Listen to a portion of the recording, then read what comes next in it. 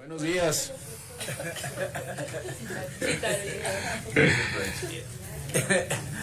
Para mí es un gran gusto y un honor acompañarlos hoy aquí en el Colegio de Sonora, en este coloquio nacional denominado México bajo los presidentes sonorenses y el Maximato, 1920-1935. Sonorismo y antisonorismo a 90 años de la muerte de Obregón. Creo que el tema da para muchos, un tema, a pesar de los 90 años, actual. Y hoy dedicaremos esta mesa a un tema muy importante de ese espacio de tiempo, que es la historia económica. El periodo que abarca, en el que vamos a transitar esta mañana, va de 1920 a 1935. Empezaremos con Ana Isabel Grijalva, ¿verdad? Con el tema crédito agrícola en el Valle del Yaqui durante los últimos años del callismo, 1930-1935. Bienvenida, Maribel. Voy a exponerlo de abajo. Ok. Para que me facilite la explicación. A un micrófono inalámbrico. Para que escuches mejor más callado. Vamos a poner los 20 minutos. Buenos días. Pues muchas gracias. Por aquí. Sí. Bueno, pues buenos días. Pues muchas gracias por estar aquí y también gracias a la coordinación del evento, al doctor Almada, por tomar en cuenta mi trabajo. Bueno, voy a tratar de ajustarme y explicar algunos problemas del crédito agrícola en el Valle del Yaqui, el cual pues tiene varias aristas para ser analizado. Pues voy a tratar de darme a entender en este proceso de explicación de lo que está pasando en este periodo, del 30 al 35, que es justamente cuando Plutarco Elías Calles y su hijo Rodolfo tienen mayor presencia en el Valle del Yaqui, por herencia de sus acciones en el Valle del Mayo, primeramente, y que después tienen injerencia pues por la banca, importante decisión en el Valle del Yaqui.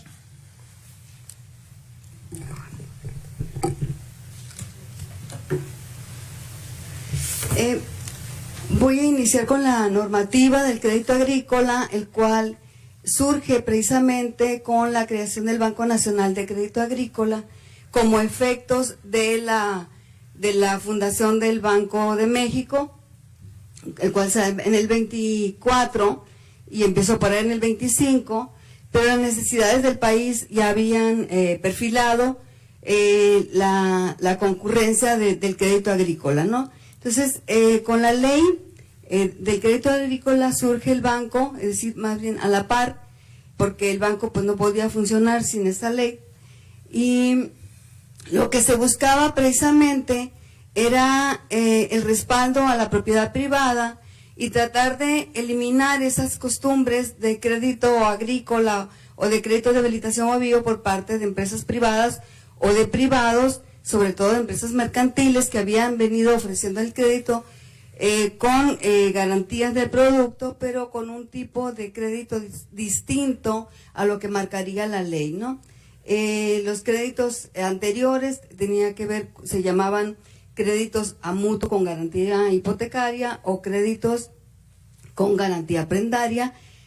Sin embargo, con esta nueva ley, y la pérdida del bien era muy frecuente por parte de los agricultores o del pequeño propietario, que por haber hipotecado la tierra terminaba perdiéndola junto con toda cosecha, ¿no?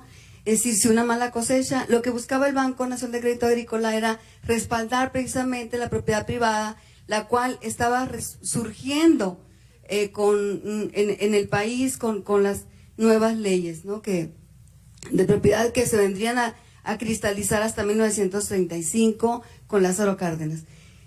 También lo que se buscaba era la organización de los productores o la organización de los agricultores en asociaciones de productores agrícolas, con el fin de habilitar las tierras de cultivo, es decir, las tierras yermas, las tierras inertes que habían permanecido por siglos, empezaban a resurgir como tierras productivas, ¿no?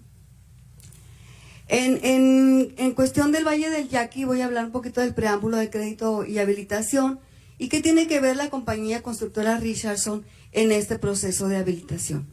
Bueno, tomando los antecedentes que de 1904 a 1928, antes de la privatización o de la compra por parte del Banco Nacional de Crédito Agrícola, la Richardson había privatizado 40,000 hectáreas y esa privatización de 40,000 hectáreas demandaba precisamente crédito agrícola para poder.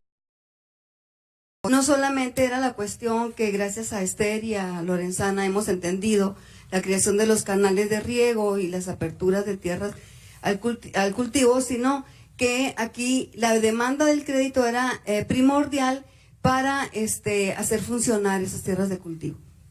Entonces entendemos que lo que buscaba la Richardson era privatizar las manzanas del delta del río Yaqui, y finalmente a partir de 1928 y hasta 1944, cuando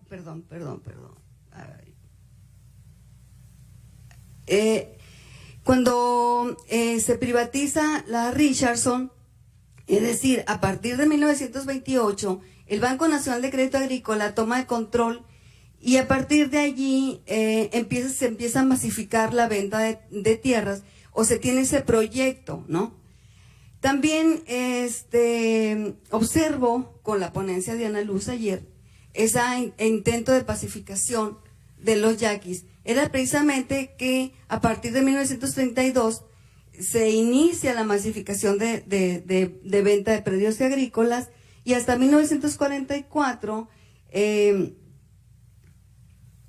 se venden o se privatizan 60,000 hectáreas.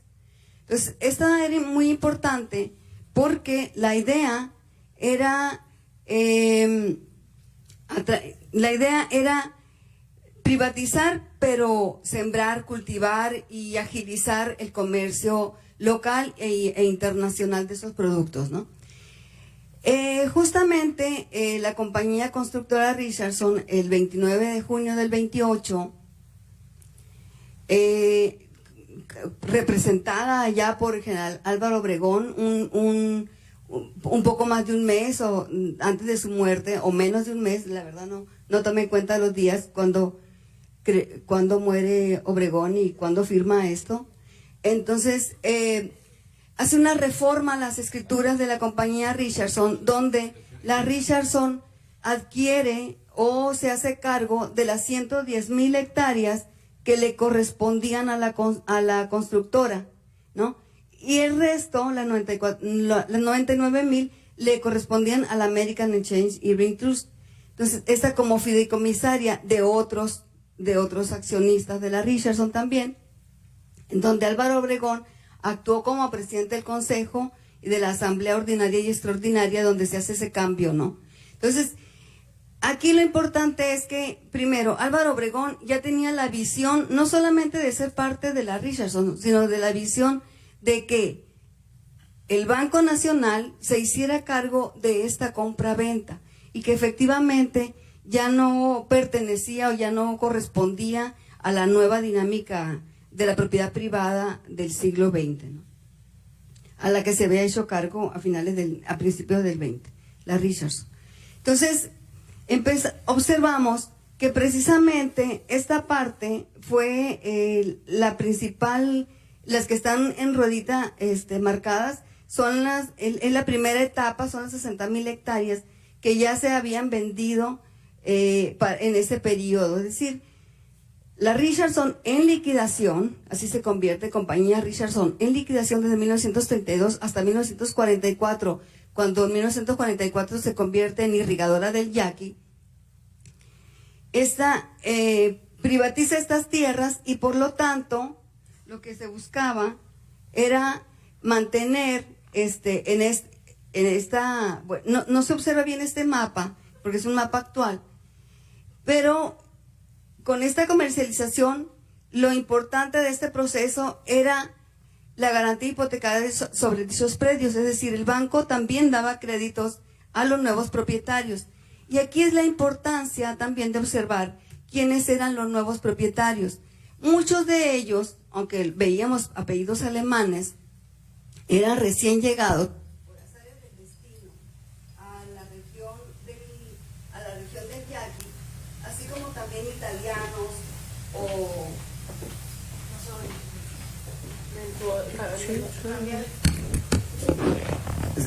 muchos alemanes recién llegados que se habían embarcado en barcos mercantes, terminaron llegando al Valle del Yaqui y por azares del destino les corresponde comprarle al Banco Nacional de Crédito Agrícola predios que finalmente se van a hacer dueños de ellos por las facilidades que esto otorgaba, es decir, se nacionalizaban. Gracias. Y es decir, la masificación de predios agrícolas no se da nada más con mexicanos o con los que venían de la sierra, sino también con extranjeros. Y las facilidades de obtener estaba aquí, ¿no?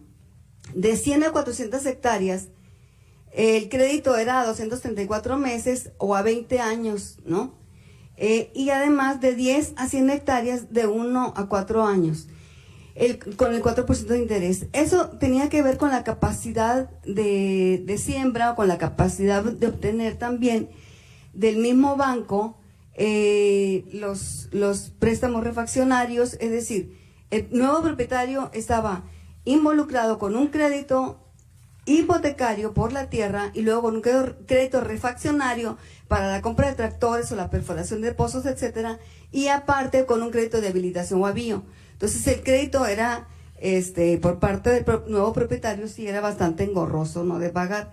Por eso ellos tenían hasta 20 años si eran 400 hectáreas.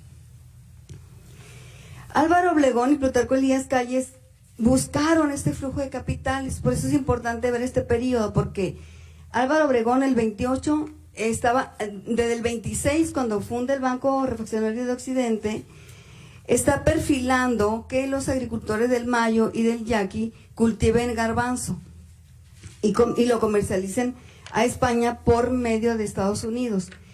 Y el Banco Refaccionario le pide prestado, es decir, el Álvaro Obregón no tenía los recursos suficientes para fundar el Banco Refaccionario de Occidente, igual con Luis Oros y su ayudante, el de la familia, ahorita no recuerdo el apellido, perdón, le piden prestado a Abelardo de Rodríguez para fundar el banco, pero Abelardo de Rodríguez era prácticamente el dueño del Banco del Pacífico. Por lo tanto, cuando vamos a ver esos créditos es porque el Banco del Pacífico continúa con los créditos del Banco Refaccionario. Y por otra parte, cuando tenemos la presencia del Banco Nacional de Crédito Agrícola en el Valle del Yaqui, está muy presto el hijo de Plutarco Elías Calles, Rodolfo, en organizar a los agricultores y en echarlos a andar para que se organicen en asociaciones de productores y así solicitar al Banco Nacional de Crédito Agrícola un buen crédito para fundar el Banco Agrícola Sonorense en 1933.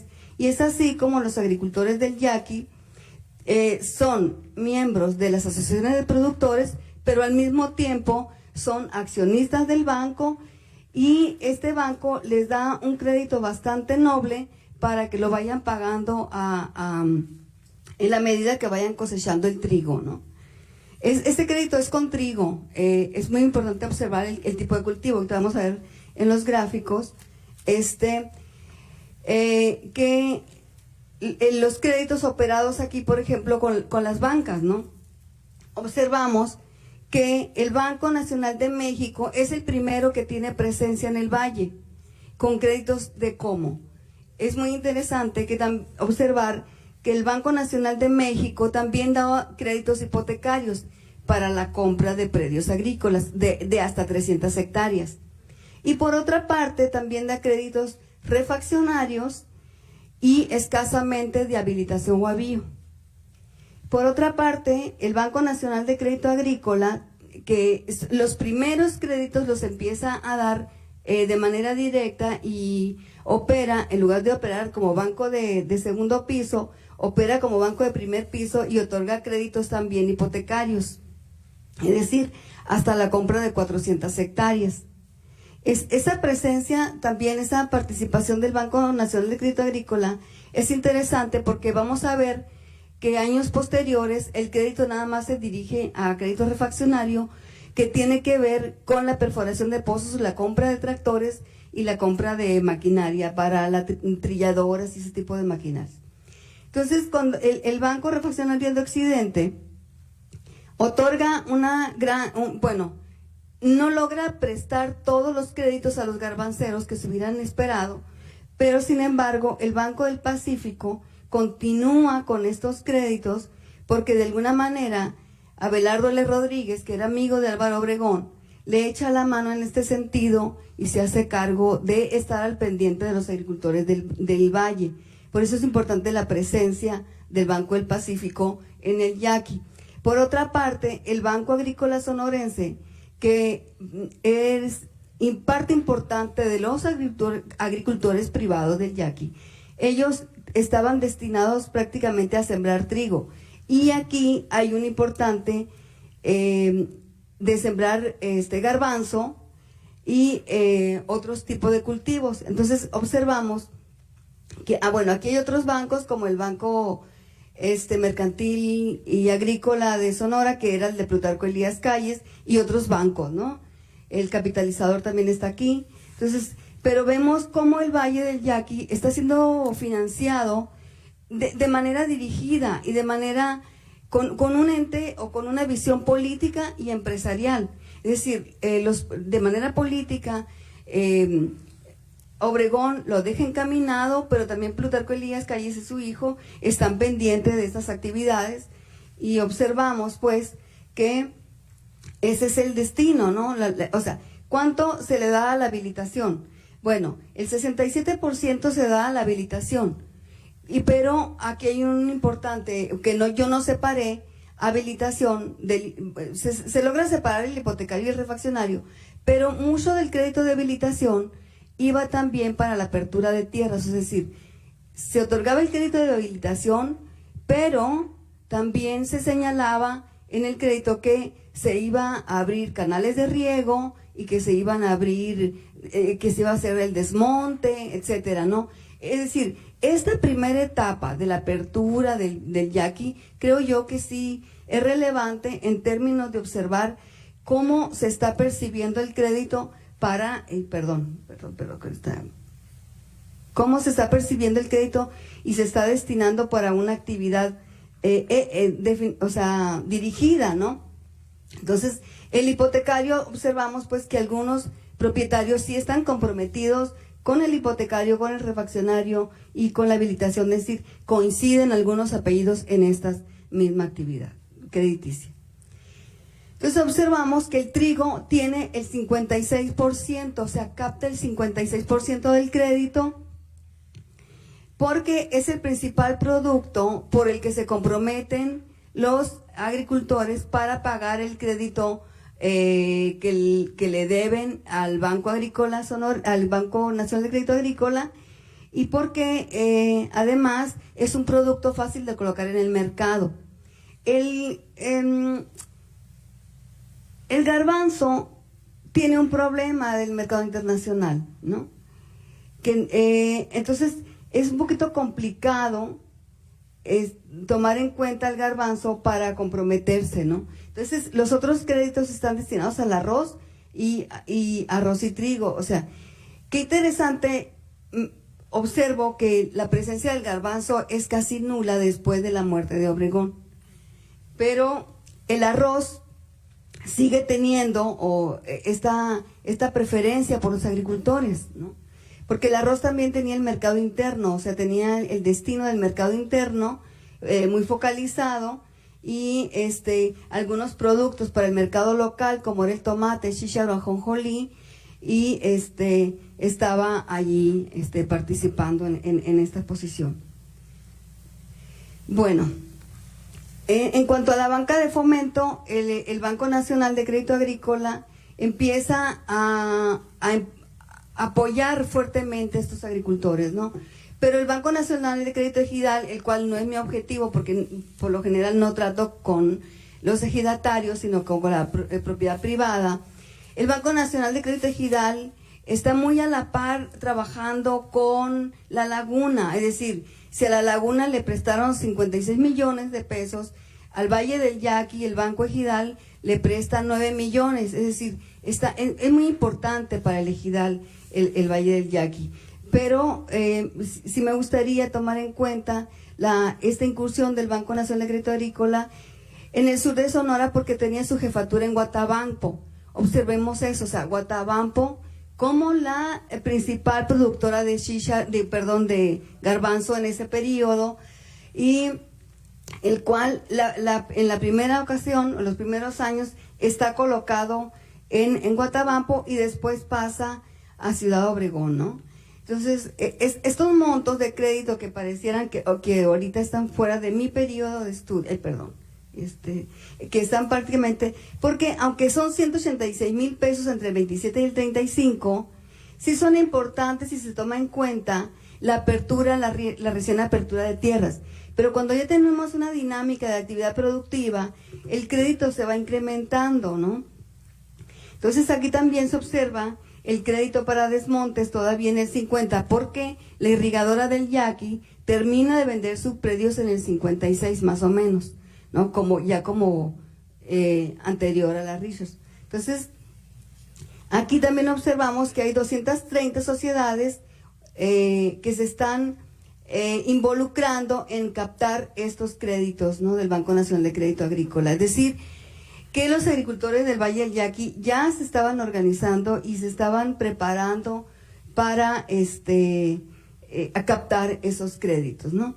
Aquí como una visión panorámica, espero logren ver desde atrás, cómo la zona norte de Sonora sí tiene presencia, es decir, Valle del Yaqui tiene presencia en la cuestión de otorgar créditos para el trigo. Estas son las superficies de cultivo, 500, 200, o sea, 141 hectáreas para la superficie de cultivo, y como acá, es decir, el garbanzo, ¿dónde lo tenemos? En la zona sur.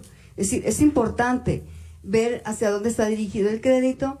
También tenemos trigo, escasamente frijol, pero ¿cuáles son los principales productos? El garbanzo y el trigo, ¿no? Cuando incursiona el Banco Nacional de Crédito Agrícola hacia el Valle del Yaqui.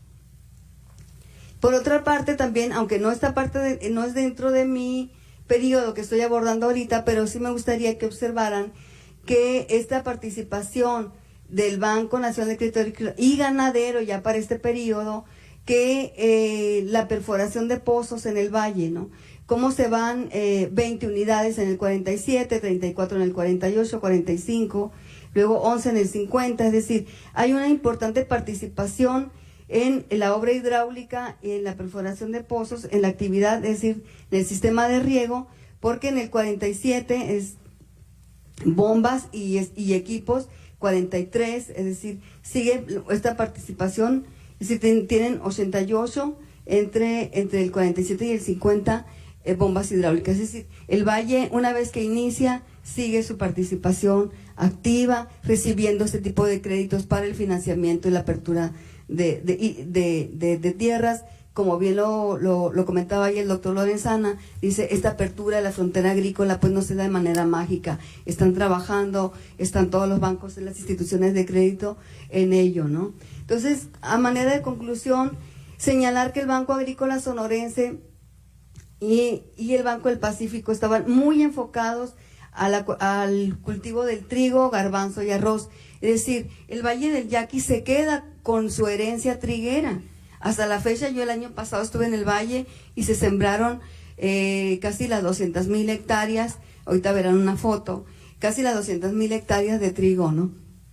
Entonces, el Valle sigue siendo triguero, y el Banco del Pacífico estuvo muy presente, claro, una vez que es absorbido por otra, no sé si el banco, la banca Cremin o uno de ellos absorbe el Banco del Pacífico, es decir, se va a Guadalajara, desaparece del norte, pero también quiero señalar la importancia del Banco Nacional de México, de Banamex, que hoy ya no es de nosotros, pero en ese tiempo sí era pues muy mexicano, y por los mexicanos echaba la mano no solamente en el Yaqui, pues, sino también tuvo presencia en la costa de Hermosillo.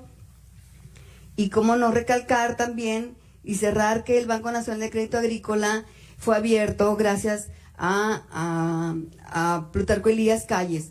Y recalcar que cuando se abre el Banco de México es porque Álvaro Obregón prácticamente le había dejado la mesa servida a Plutarco Elías Calles. O sea, Plutarco Elías Calles recibió todo hecho. O sea, muchos años duraron trabajando en esta política, en las estructuras, en las cláusulas, y cuando Plutarco Elías Calles llega a la presidencia y logra al fin vieron a un hombre fuerte, ¿no? A Plutarco Elías Calles, yo creo que con más garbo que Obregón, y se hace amigo de la Asociación de Banqueros de Nueva York, y le dan la firma.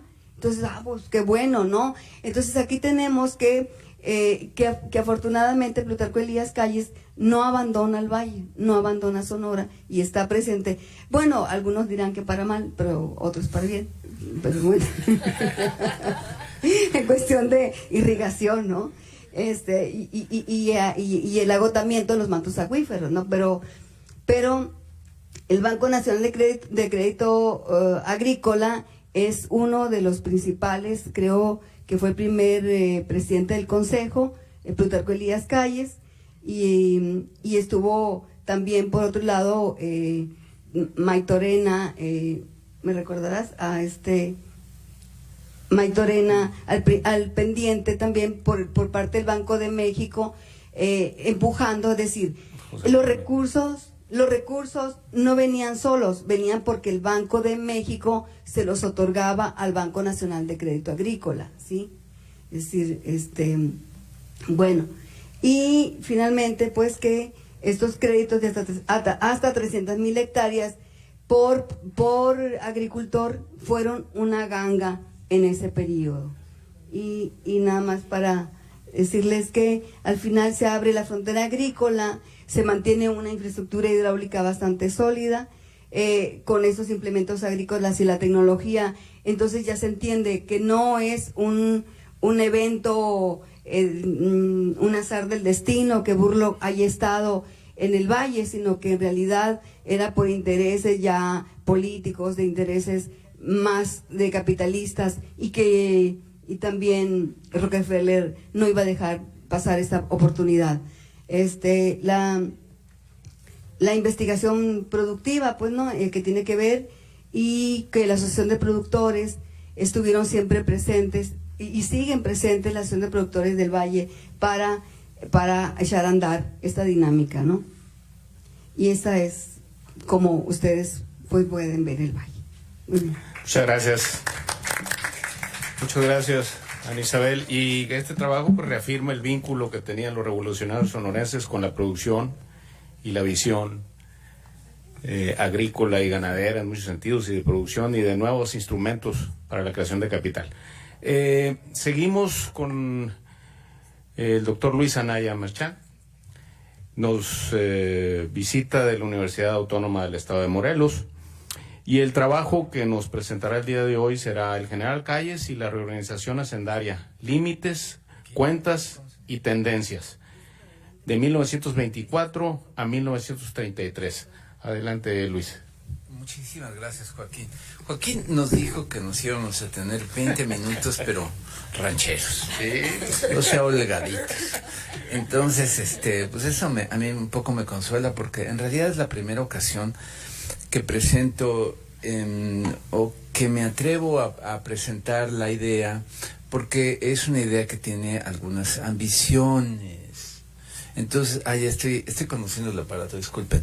Ese sería el índice. La primera idea es una discusión propiamente historiográfica, que no es absurda, no, créanme que no es absurda, no es solamente de diccionario, no ese término. Luego, porque la relevancia de controvertir el problema, que tiene varias implicaciones. Desde mi punto de vista, la idea de la reorganización.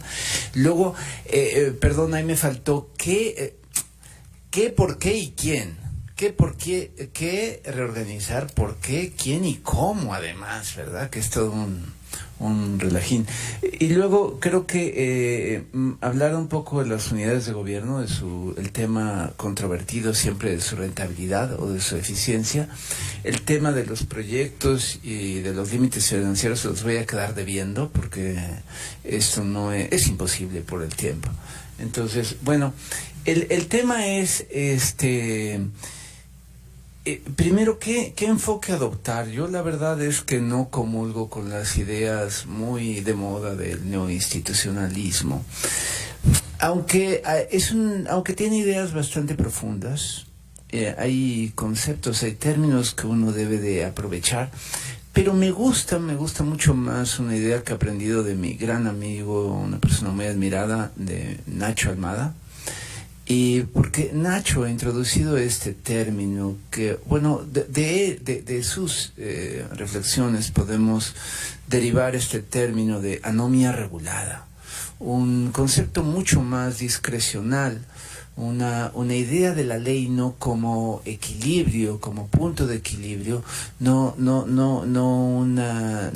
solamente un tema de costos de transacción simples, medibles, sino también la idea de la discrecionalidad, la idea también, por supuesto, muy importante del disimulo en la ley, que son muy valiosas en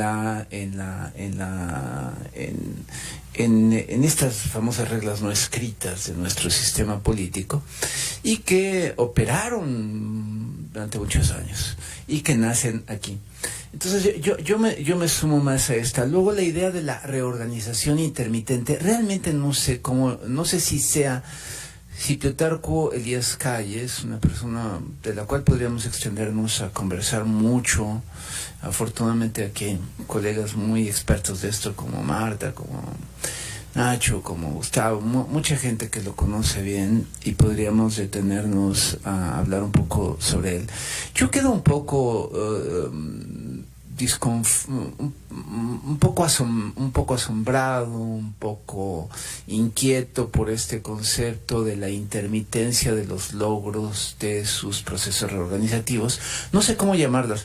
A lo mejor estamos ante un problema de una discontinuidad combinada, de una velocidad de cambios distintos a nivel de donde ocurren, de las normas, de que pasamos de situaciones de desregulación absoluta a situaciones de ultrarregulación, que son muy comunes en nuestro país, o estamos en una situación de organizaciones en donde los cambios no los podemos ver porque son cambios internos muy difíciles de aquilatar o porque son cambios muy forzados por las externalidades. Entonces no sé si el concepto de intermitencia sea el adecuado, pero es la imagen global que uno tiene o se puede forjar. Ahora van a ver ustedes a qué me refiero cuando me refiero, o puedo hablar de algunos casos ya cuando hablemos en el diálogo, cuando pasemos a hablar de unidades de gobierno específicas. Luego sería el tema, bueno, pues las externalidades de las organizaciones en este caso son mucho más evidentes. Ya ayer se hablaba mucho de esto, los cambios políticos militares, ¿verdad? Que se viven, que son 5 o 6 importantes, ahora no los traigo en la memoria. Y luego, pues el antecedente más importante para la reorganización emprendida por el general Calles, pues es evidentemente la rebelión de la Huertista. Eso no hay que darle mucha vuelta de hoja. Y la pérdida de las fuentes fiscales no renovables, sobre todo, voy a mostrar algo sobre la plata porque los ingresos son más importantes, pero desde luego también son muy, muy relevantes. Aquellos ingresos extraordinarios que tuvo en 1920 y 1922 por petróleo, bueno, ya antes, ¿no? Desde el 17 van creciendo, pero son muy importantes, y la instauración del income tax, ¿verdad? Luego, el tema de la historiografía. El tema de la historiografía es muy importante. Aquí podríamos extendernos mucho tiempo. Solamente diré que realmente tenemos el mismo problema que tenemos en el Porfiriato. Es decir, en el Porfiriato, cuando uno ve la historiografía producida hasta antes de 1914, tenemos que pues debe ser por lo menos 4 veces la que tiene la cuestión hacendaria. Perdón. La historiografía porfiriana hecha hasta 1977 con los famosos textos que todo el mundo ha consultado, los de Florescano, los de Barrientos Lavín, o los de Carlos J. Sierra, toda la historiografía, los grandes textos que revisamos, puede ver uno que normalmente la proporción es absolutamente a favor del porfiriato, y las obras escritas por los porfirianos sobre todo son mucho mayores, son realmente el periodo más estudiado que tenemos. El caso más dramático, pues desde luego, es el de don Daniel, ¿no? Don Daniel Cosío Villegas, que pues hizo un estudio muy dramático, un estudio muy importante para las finanzas porfirianas, y es una cosa muy curiosa, porque en realidad a él, por ejemplo, le corresponde la organización de la Secretaría de la Biblioteca Lerdo de Tejada, y él tenía todos los elementos para haber hecho una revisión mucho más acuciosa de los trabajos sobre las reformas hacendarias del periodo de los sonorenses. Digo, porque a él le corresponde, él es uno de los encargados por Montes de Oca para hacer esos trabajos. No lo hizo. Lo que hizo fueron trabajos sobre el porfiriato. Y lo que nosotros tenemos de la historiografía posterior, pues son verdaderos cometas. Son Cocutex y cometas Halley, porque el libro de Jean Bassant o el libro de Aboites son realmente garbanzos de a libra. Luego no tenemos el libro de Lavín, son libros además muy poco o relativamente poco consultados. El de Bazán es sobrecitado, y además son libros que no integran a la totalidad de las ramas que serán reorganizadas. Ahora vamos a ver un poco sobre eso. Bueno, ¿qué reorganizar? Bueno, pues lo que todos sabemos, ¿no? Son 5 grandes problemas: los ferrocarriles, la deuda, la reforma monetaria de 1900, la reforma monetaria ya hay la del 18 y la del 32, la del 18, la del 31, la del 32, ¿no? Aunque estoy citando ahí el reciclamiento de los problemas porfirianos. Estos se leen como problemas que van a ser reorganizados en el gobierno de Calles, que están presentes en el gobierno naturalmente de Obregón, pero que a los cuales Calles puso mucha atención, y son los mismos que atendió, que fueron atendidos por Limantur. Los 5 grandes problemas: ferrocarriles, que se consolidan en 8, para los cuales tenemos 3 magníficos informes realizados por Plutarco Elías Calles: el Thornton, el Colpis y el Sánchez Pontón, realizados por Calles como presidente del Comité Reorganizador de los Ferrocarriles Nacionales de México. La deuda, con los distintos, al menos dos tratados en los que influyó poderosamente Calles. El tema de la reforma monetaria, que por cierto se llama Ley Calles, no, del 31, ¿no? El 25 de julio del 31, así se llama, ¿no? Para darle un poco de punch político a la cosa. El tema del equilibrio presupuestal y pues restablecer la actividad bancaria. Yo creo que la revolución ensombrece y reactualiza sus puntos débiles. Podríamos decir incluso también los agrava, desde luego, ¿no? Es un problema sisifeano, es un problema al que hay que retornar permanentemente, ¿verdad? Hoy estamos con el viejo tema de los ingresos fiscales no renovables, ¿verdad? Y lo que podemos decir es que en sus primeras etapas el problema aparece reciclado. con enfoques artesanales, pero que cada vez van a decantar más con un enfoque un poco más técnico, más científico, y esto se va a ver como parte del proceso reorganizativo mismo. El gran tema es cómo integrar estos factores. Yo no conozco un trabajo que los integre completamente, estos factores, como factores administrativos, como factores económicos y como factores económicos. Bueno, lo que sí estoy completamente de acuerdo con nuestro colega Luis Aboides es que es una reorganización de tendencia centralizante, y estas son las acusaciones importantes que se hacen al gobierno de Calles desde el 25-26. Bueno, ¿por qué reorganizar? Pues yo creo que hay dos respuestas muy sencillas. Una es los excesos que se cometieron a nivel administrativo de todo tipo, que comprometen el crédito público y también comprometen el anhelo del cambio social. Y desde luego, ¿por qué no cumplir con el artículo 65 de la Constitución, que dice a la letra que hay que entregar los informes fiscales en tiempo y forma? Si revisamos los tiempos de entrega de las cuentas públicas, pues el retraso menor era de 6 meses, ¿no? Y bueno, y entrega sin documentos probatorios, ¿verdad?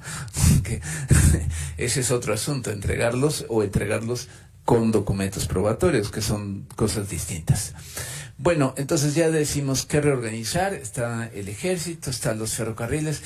Pongo ahí al lado de los ferrocarriles esas siglas con los cuales me quiero referir a la Comisión Nacional de Caminos, porque evidentemente los ferrocarriles van a enfrentar un grave problema, y esto aquí es donde lo que podemos hablar como de las inconsistencias de esos proyectos de reorganización, en particular en este caso de esta unidad que son los ferrocarriles. Y me refiero al hecho de que muchos caminos carreteros son construidos paralelos a los ferrocarriles, y entonces compiten contra los ferrocarriles. Es un problema muy estudiado, un problema del cual también hemos escrito, y pues hay una inconsistencia de objetivos en relación con esto. Luego el tema de los bancos, naturalmente el tema de la deuda, el tema de la hacienda pública, ¿verdad? El tema de cómo reestructurar la carga fiscal y cómo reestructurar el control sobre la hacienda pública, que es un gran tema. Luego el larguísimo, absolutamente importante, crucial del reparto agrario, y luego algunos ejemplos de unidades menores, de departamentos menores.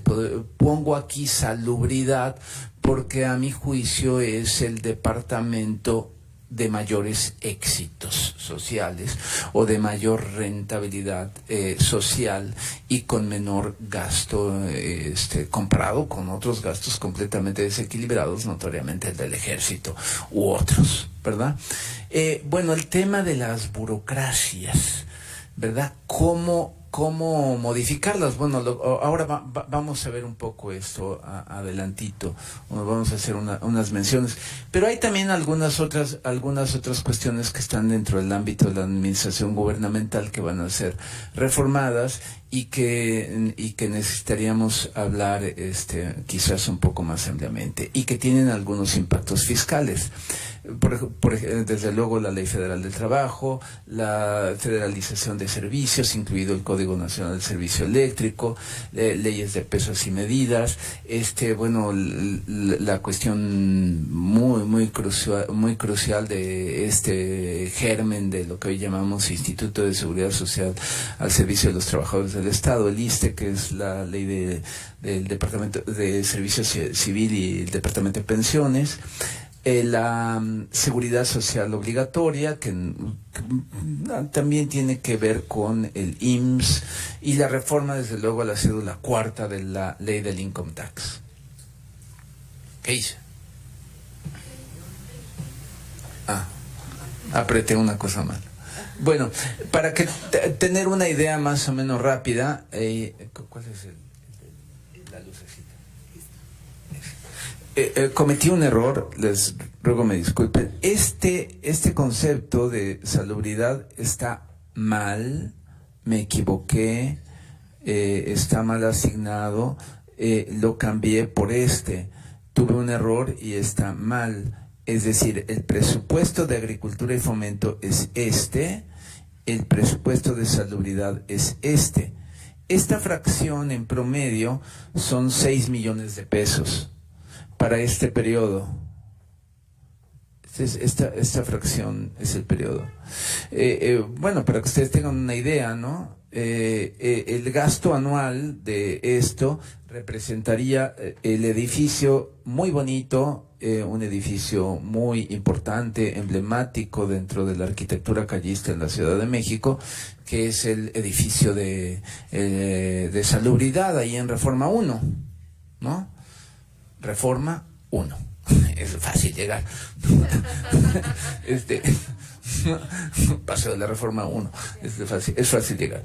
Y eso más o menos costó el edificio. Un edificio impresionante, construido rápido. Bueno, al lado está la estela de luz, pueden hacer comparaciones en presupuesto para que den una idea. Cuando se habla de mucha corrupción en el periodo, pues, nos hacemos una idea, ¿no? Hay presupuestos muy grandes, ¿verdad? Este es el más desproporcionado, Guerra y Marina, que representa más o menos, como pueden ver ustedes, el 30% en promedio del gasto público de este periodo. A este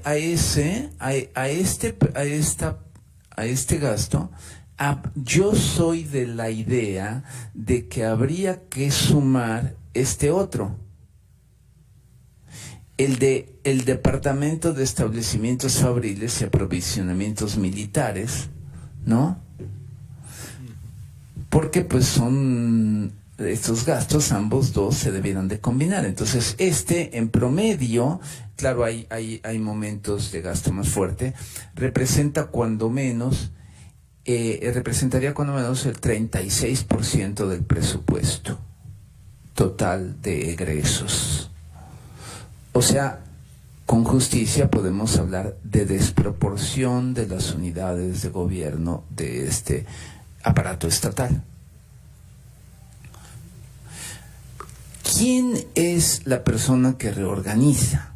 Entonces tenemos dos candidatos. Uno es un ingeniero hidrocálido, este señor, y otro es un contador público capitalino. Este señor lo conocen bien, se llama Pani, Alberto José Pani. Este señor, una larga trayectoria como director de Atarjeas en la capital de la República cuando era político porfiriano. Luego director de Instrucción Pública con Madero. Bueno, es una larga trayectoria. Secretario de Comercio con Carranza, embajador en Francia, personaje interesante. Pero él escribió muchísimo, escribió mucho, y para los temas hacendarios al menos nos dejó una gran memoria y 3 libros muy específicos, de los cuales también podríamos hablar largo.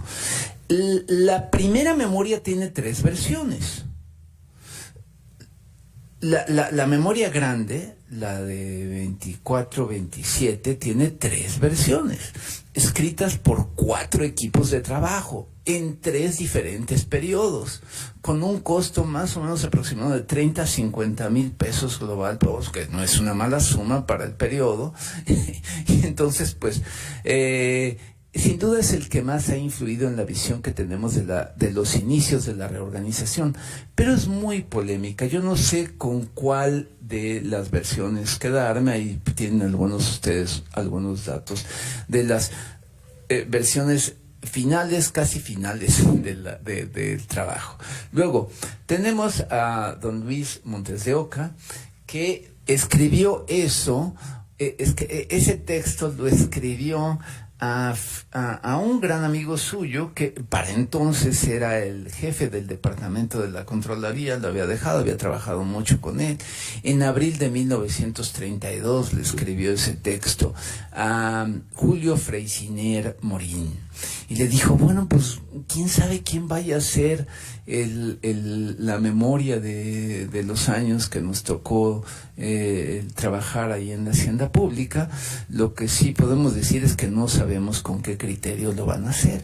Entonces, el problema historiográfico que tenemos, por un lado, es que la primera fuente pues es muy controvertible, y la segunda se parece mucho al cuento ese de El sombrerero en Alicia y el País de las Maravillas, ¿verdad? Que es ese famoso cuento. ¿Recuerdan que cuenta un chiste el sombrerero y escucha al rey el chiste y dice: ay, qué bueno que no tiene ningún sentido ese chiste, porque no tenemos que buscarle ningún sentido al chiste?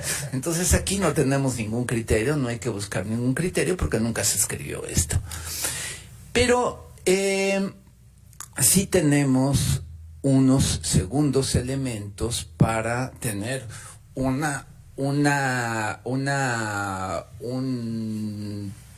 instrumento de control para lo que digamos, y son los boletines de la Contraloría y los informes de la Contraloría que supervisaba el gasto de la Secretaría de Hacienda.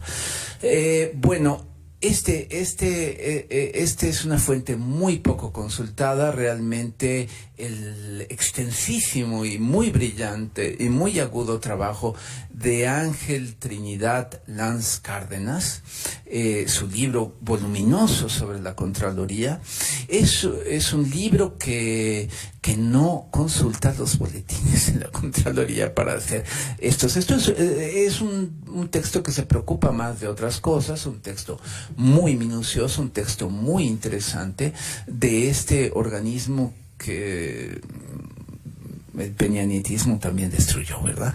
Pero ya había tenido destrucciones previas. El inicio de este departamento, que yo voy a decir en este momento que es una Secretaría de Hacienda paralela.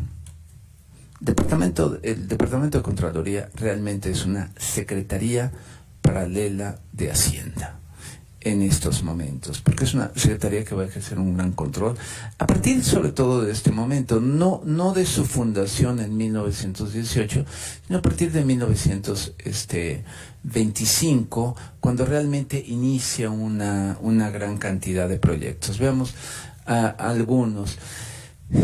El mensaje más importante de la Contraloría es vigilar la nivelación vigilar este tema. No le llaman reorganización, lo llaman nivelación presupuestal o equilibrio presupuestal, y dice que es muy importante porque hay que tener mucho cuidado en estos aspectos.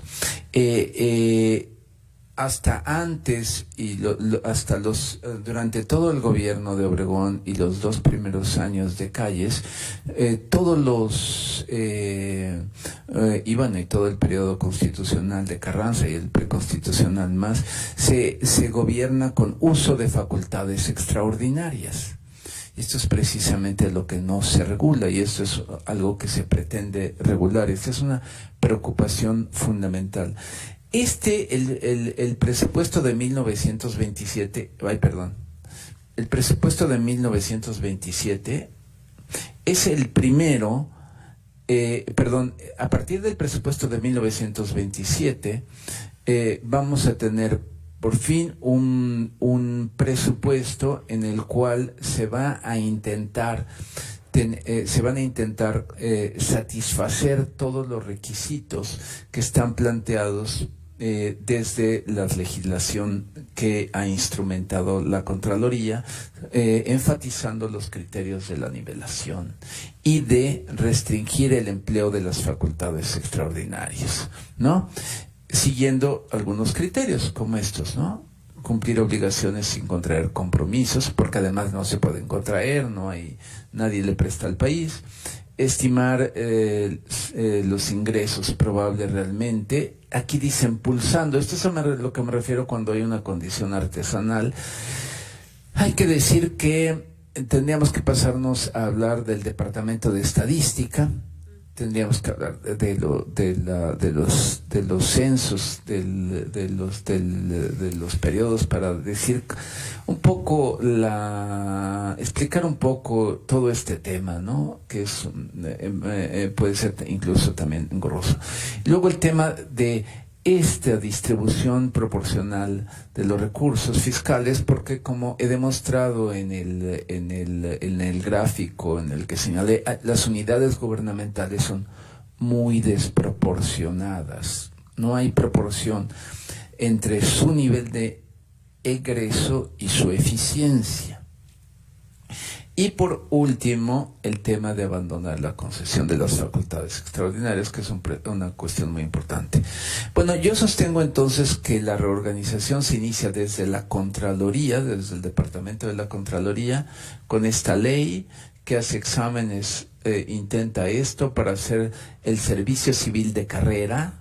Por primera vez se hacen exámenes a inspectores de la Contraloría. Pues hacen de la necesidad virtud y comienzan por ella misma, porque el departamento es el que más reducciones presupuestales tiene. En 1925 su reducción, pese a que es un departamento pequeño, reduce 35% su presupuesto. Y el número de empleados también importante. Parecerían modificaciones menores estas, pero son modificaciones importantes. Podríamos detenernos un poco más en estas, pero hay modificaciones que realmente son importantes. Lo que sí les puedo decir es que vigiló gastos, se hizo recortes tan solo en el año 25 por 65 millones de pesos. Es decir, estoy hablando más o menos de una quinta parte del presupuesto global del Estado. Es importante porque además es mucha actividad, porque se concentra en esta entrega. Es la primera entrega y lo pueden consultar en Excelsior de esta fecha, de agosto 30 de 1925. Hay no les tomé foto, le debí haber tomado una foto y haber puesto la imagen aquí, pero dice caso insólito. y sí hizo esa revisión. Es muy interesante. Bueno, algunos temas de los ingresos, pues desde luego son los años más difíciles. Vean ustedes las caídas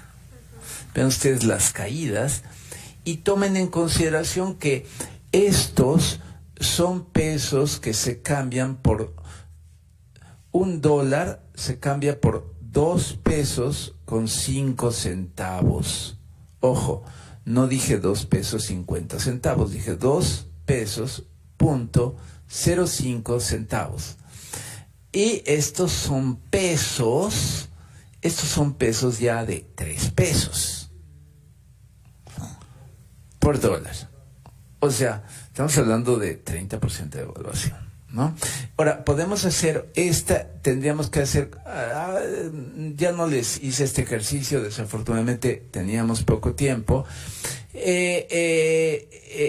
Esto es como total de los impuestos de ingresos no renovables, de fuentes renovables, perdón. Este es el de la plata y de minerales, que son los que mayor caída registran, ¿verdad? Aquí pueden ver ustedes que ya es un año malo, y aquí pueden ver ustedes que es literalmente la mitad, con un peso devaluado, con pesos devaluados, y son la mitad de esos ingresos. Y la plata, pueden ver las caídas. Como ustedes saben, la plata es el gran nivelador del presupuesto federal de la época. Y estos son otros minerales. Por supuesto, esto se sintió mucho en estados mineros, como Sonora. Bueno, el tema de la deuda es un tema muy largo. Si quieren nos podemos detener, podríamos detenernos luego, pero estamos hablando más o menos 2,000 millones de pesos. Tenemos, si el interés anual fuera del 4%, esto sería 8 millones de pesos adicionales al servicio. Sí se pagarán 25 millones de pesos. El tema de la discusión de la reorganización de la deuda pública que hizo Montes de Oca en julio de 1930. Como ustedes saben, en la década tenemos 3 secretarios de Hacienda. Primero Adolfo de la Huerta, que hace una consolidación de la deuda, luego en 1922, luego la segunda con Pani en 1925, y luego por obligación del contrato que se tenía celebrado con el Comité de Banqueros en Nueva York, había que renovar las negociaciones en 28, pero se postergan por muchos problemas, y hasta 1930 se discute mucho este tema, y el tema que logra imponer México es la definición del enfoque, es decir, con qué criterio se va a pagar. Y como criterio se define la capacidad de pago de la economía mexicana. Entonces hay que definir la capacidad de pago de la economía mexicana. ¿Quién sabe la capacidad de la economía mexicana? La respuesta es muy sencilla. Nadie. Tampoco la saben los secretarios de Hacienda. No la sabe nadie. ¿Cuál es el monto de la deuda pagable? Tampoco es fácil. ¿Por qué? Porque la deuda tiene 2 aspectos, un aspecto estático y otra deuda que es una obligación viva, que es la deuda agraria. Esta puede crecer y que son deudas como, todo es una obligación futura, pero en este caso la deuda agraria es una deuda que palpita, está viviendo. La otra deuda el importe nominal de las otras deudas, que son varias, podría reducirse entre 12 y 15%. Pero esta, como ustedes saben, es viva y crece. Entonces es un tema complicado. Luego hay el otro tema. Habíamos hablado de la reforma monetaria, no podemos extendernos, va a ser muy difícil, pero voy a decir nada más que ocurre, que también la llamamos Ley Calles, está escrita el 25 de julio de 1931, no es una ley sencilla, tiene 17 artículos y 32 transitorios, tiene sus complicaciones, pero es fácil de entender. Su idea fundamental es disciplinar el mercado monetario, lo que implica lastimar la especulación, porque todo el mundo jugaba en contra de la plata en la época y escondía el oro, a pesar de que hay poco oro. Frenar los términos del intercambio para algo que nos resulta muy común, ¿verdad? Alentar exportaciones y reemplazar importaciones, ¿verdad? La teoría de la sustitución de las importaciones en este modelo que no es un modelo, es más bien algo, no es, digamos, es un plan de sustitución de importaciones improvisado, no está programado, está forzado por esto. Y luego hay que decir que también es el tercer intento por permanecer en el patrón oro. El primero es 1905, el segundo es 1918, pero en 1905 teníamos una economía estable, sin problemas, etc., con consolidaciones logradas y con plata al alza. En 1918 también teníamos plata al alza. En 1932 las condiciones son menos auspiciosas. En esta circunstancia ocurre el despido de Montes de Oca. ¿Y quién reemplaza a Montes de Oca? Su antecesor, Pani. O sea, Pani regresa.